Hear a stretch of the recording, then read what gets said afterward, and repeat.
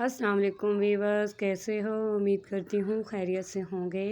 आज मैं आपको पफ वाली बाजू चून डालकर स्टिच करना सिखाऊंगी। ये मैंने कलियाँ डाली हैं बाजू खुली करने के लिए, क्योंकि मैंने ऊपर से चूंटे डालनी हैं, इसलिए आपने इस तरह से डबल फोल्ड करके जो हमने खुले रखने हैं उस तरह से आपने नाप कर रख लेने हैं। और आपने इस तरह से कट का निशान डालना है हल्का सा, और इस तरह से आपने चुने देनी है, बिल्कुल बारीक चुने देनी है। आपने दोनों तरफ से चुनों का रुख दरमियान में हो, इस तरह से आपने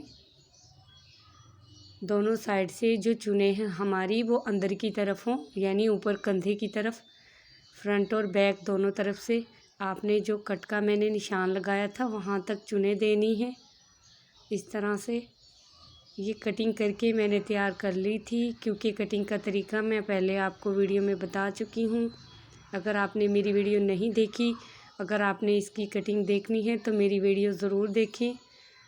और ये मैं आपको स्टिचिंग का तरीका बता रही हूँ।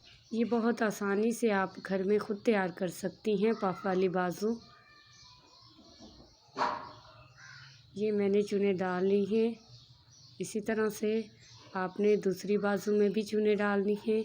दूसरी बाजू में अगर आपको दरमियान से चुने डालने का तरीका नहीं आता, आप दोनों साइड से इस तरह से चुने डालें, यानी दूसरी तरफ से अंदर की तरफ लेके आए चुने, और फिर दूसरी तरफ से डालें, उसका रुख भी ऊपर की तरफ हो। इस तरह से ये देखें, मैंने चुने डालकर पफ वाली बाजू तैयार कर ली है। अब मैं गले पर पेच ऐड करूँगी। ये देखें, ये पेच है एम्ब्रॉयडरी वाला। ये मैं नीचे कपड़ा ऐड करके इसके एक्स्ट्रा फिर लगाऊंगी, क्योंकि बाजू स्लीव्स हमारी जो हैं वो ज़्यादा बड़ी नहीं हैं, इसलिए हमने अलग से पेच तैयार करके बाजू के लगाना है, ताकि हमारी बाजू लंबाई में कंप्लीट हो, छोटी ना हो। इस तरह से आपने पेच रखना है, नीचे एम्ब्रॉयडरी वाला, ऊपर जो नीचे कपड़ा लगाना है हमने फॉल वो वाला रख कर ऊपर किनारे पर सिलाई लगाएं। इस तरह से सिलाई लगाने के बाद आप इसे इस तरह से फ़ोल्ड कर लें। ये देखें, इस तरह फ़ोल्ड करने के बाद जो एक्स्ट्रा कपड़ा है आप उसे कटिंग कर लें, यानी हमने पेज के मुताबिक ही रखना है ये। इसलिए अब स्लीव्स लें, स्लीव्स का आगे वाला हिस्सा आपने लेना है, और इस तरह से आपने ये पेज का जो नीचे वाला फॉल है ये इस तरह से उल्टे रुख पर रखकर आपने ऊपर वाली बाजू की सिलाई लगानी है। नीचे वाला कपड़ा आपने इतना सिलाई से लेना है कि ऊपर वाले पेज के बिल्कुल मुताबिक।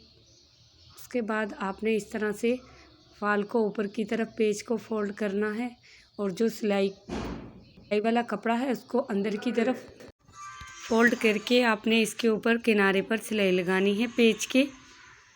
आपने पेच लगाते हुए खींचना नहीं है, इस तरह से आपने सिलाई लगानी है। और ये देखें, हमारा पेच तैयार हो चुका है।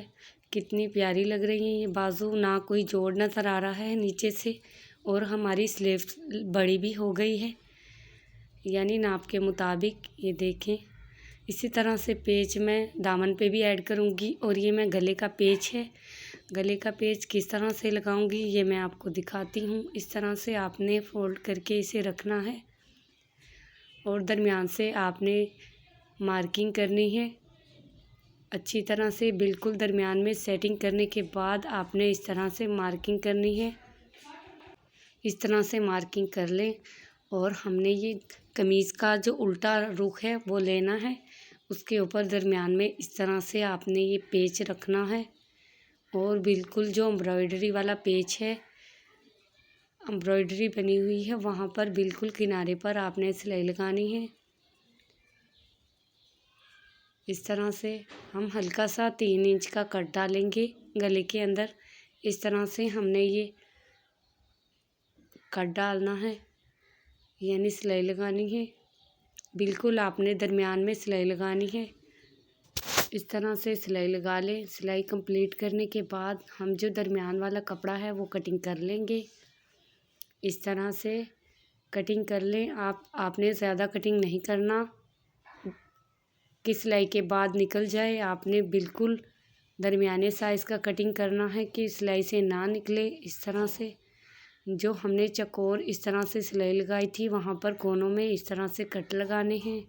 गुलाई शेप में भी कट लगाने हैं आपने। इस तरह से अगर आप कट लगा लेंगी तो आपसे गला बिल्कुल आसानी से फोल्ड होगा और कोई चुंटे वगैरह भी नहीं आएंगी। इस तरह से आपने गले को फोल्ड करना है। पिन या सुई की मदद से आप कोनों से इस तरह से इसे बाहर की तरफ कपड़े को फोल्ड कर सकते हैं और जो सिलाई है वो हमारी अंदर की तरफ फोल्ड हो जाएगी। हमने इस तरह से पेच लेना है और इस तरह फोल्ड करके बिल्कुल कढ़ाई के साथ आपने इस तरह से फोल्ड करना है और सिलाई लगानी है किनारे पर। आपने पेच वाला कपड़ा है जो एक्स्ट्रा इतना ज़्यादा नहीं छोड़ना कि फ़ोल्ड करते हुए मसला हो। आपने बिल्कुल हल्का सा छोड़ना है और जिस तरह से मैं फ़ोल्ड कर रही हूँ आपने इस तरह से फ़ोल्ड करना है और ये बिल्कुल नीट से लगेगा। लगने के बाद आप इसे मैं दिखाऊंगी, ऐसे लगेगा कि ये मशीन से लगाया है, हाथ वाली मशीन से नहीं। तो अगर आपके पास कोई एम्ब्रॉयडरी वाला पेच है तो आप उसे ऐड करना चाहती हैं गले में, कैसे होता है तो ये वीडियो देखकर आप आसानी से लगा लेंगी। आप इस तरह से कोई लेस भी लगा सकते हैं। आपने इस तरह से बिल्कुल सफाई से लगाना है, आपने पेच खींच कर नहीं लगाना। अगर आप पेच खींच कर लगाएंगी तो आपके गले में कमीज़ वाले कपड़े में चूंटें आएंगी। आपने लगाते हुए नीचे वाले कमीज़ वाले कपड़े को हल्का सा खींच लेना है ताकि चूंटे ना आए। उसके बाद आपने बिल्कुल इस तरह से किनारे पर सिलाई लगानी है। जो हमने गले में कट रखा है आप यहाँ पर डोरी या हुक वगैरह लगा सकती हैं, मगर मैं कुछ नहीं लगाऊंगी। अगर आपका गला ज़्यादा बड़ा हो आप डोरी की डिज़ाइनिंग कर सकती हैं। ये गला मैंने तैयार कर लिया है, ये देखें। उम्मीद करती हूँ आपको गले की वीडियो पसंद आई होगी। नीचे से भी कोई सिलाई वगैरह ज़्यादा नज़र नहीं आ रही। शोल्डर स्टिच करने के बाद मैं आपको पफ वाली जो बाजू मैंने तैयार की थी वो लगा कर दिखाऊँगी। इस तरह से आपने दरमियान से बाजू नाप लेनी है। ये देखें, इस तरह से नापने के बाद आप एक तरफ से बाजू लगाना शुरू कर सकते हैं। अगर आप नापेंगे नहीं तो बाजू छोटी बड़ी हो सकती है।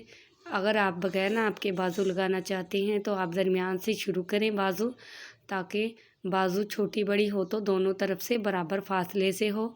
एक तरफ से लगाएंगे तो एक तरफ से ज़्यादा छोटी हो जाएगी, मगर असल आप नाप लेंगे तो आपको बिल्कुल परेशानी नहीं होगी, आप आसानी से इस तरह से लगा लेंगी। ये मैंने शर्ट तैयार कर ली है। मैंने दामन पर भी इस तरह का एम्ब्रॉयडरी वाला पेच ऐड किया है। उम्मीद करती हूँ आपको ये वीडियो पसंद आई होगी। अगर ये वीडियो पसंद आई है तो वीडियो को लाइक और चैनल को सब्सक्राइब करें। मिलते हैं नेक्स्ट वीडियो में। दुआ में याद रखें। खुदा हाफिज़।